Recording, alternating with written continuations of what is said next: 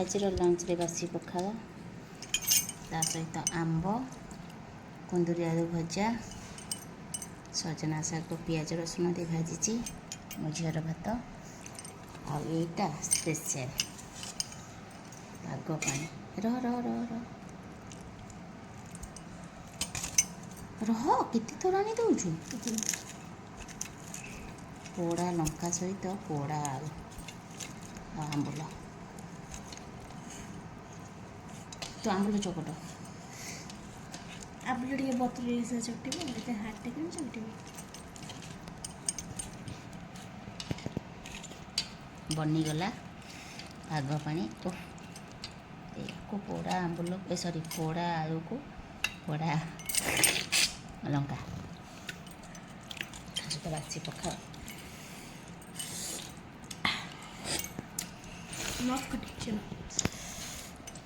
ମୋ ମନ ଶାନ୍ତି ହେଲାନି, ପୁଣି ଟିକେ କଞ୍ଚା ଲଙ୍କା ମୁଁ ଚକଟିଛି ଏଥିରେ। ଓହୋ,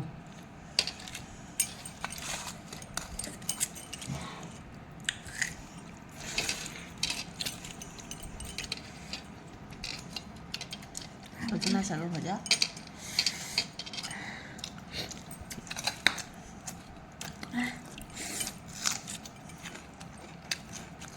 ରାଗ ଖଟା।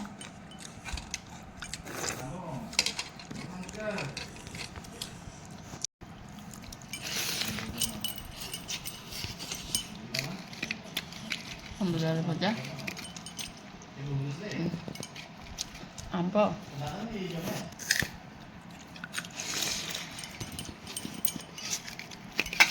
ମସ୍ତ ଲାଗୁଛି। କଷି କୁନ୍ଦୁରି। ଶାଗ ପୁରା ଖାଇନି, ଆଜି ଖାଇବି। ଶାଗ ଟିକେ ବଢ଼ିଆ ଲାଗୁଛି। ହେଇଯାଉ ତ ଖାଉଛି।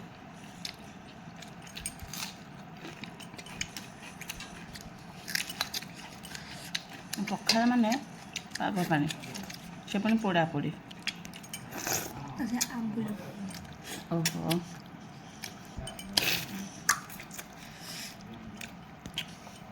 ଆଉ ଟିକେ ତୋରାଣି ପଡ଼ିବ ନା? ଶୁଖା ହେଇଗଲା। ଟିକେ ପାଣିଚିଆ ଲାଗିଲେ ଏମିତି ହାପୁଡ଼ିବାକୁ ଭଲ ଲାଗିବ। ଟିକେ ପାଣିଆ ଗୋଟେ ଲୁଣ ପଡ଼ିବ ଏଟା।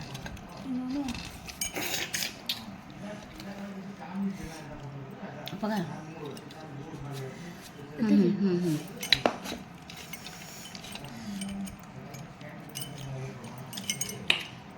ଏଇଟା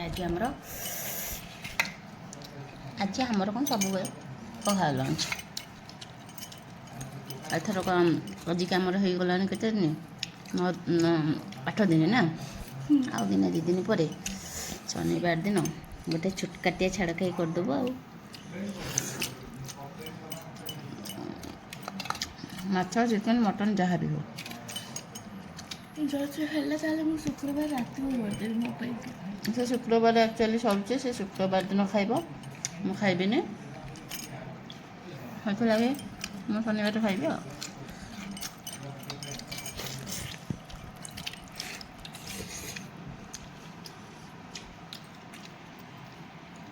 ରହୁଛୁ।